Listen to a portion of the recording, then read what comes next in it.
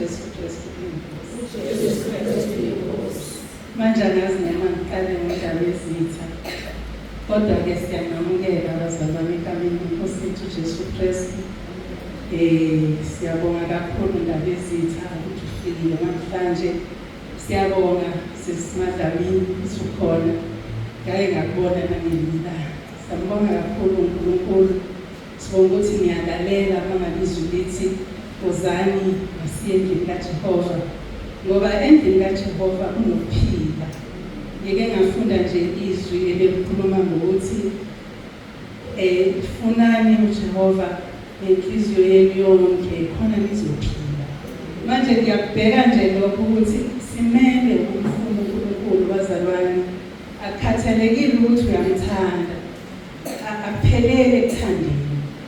Kuyadlula kufuna ukuthi umfune, ngoba uma uzala ingane ngiyalinganisa, uzala ingane yomfana ngiyalinganisa, iyakhula. If ungayibheki uyobona sekunendoda phambi kwakho, uphike ukuthi ingane yakho, ngoba sekunentshele, sekunezwe elikhulu, sekunazo zonke izinto.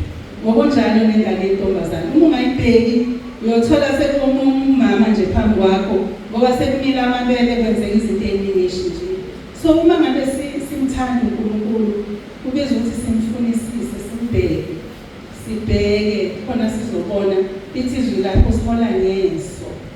Uma ungaliboni iso lakhe awuzohamba la ekukhomba khona. Yilokho nje bazalwane, siyambonga uNkulunkulu singenile lo nyaka Sunday yokuqala. Enhlizweni yami i-resolution yami ithi ngizokholwa njengokusho kombhalo. Ngiyafisa ngikhulekise bazalwane ukuthi ngingayizwi umsindo, kodwa ngilalele umbhalo. Mase ngizwile izwi ngibheke umbhalo. Yilokho nje uJesu Kristu Inkosi.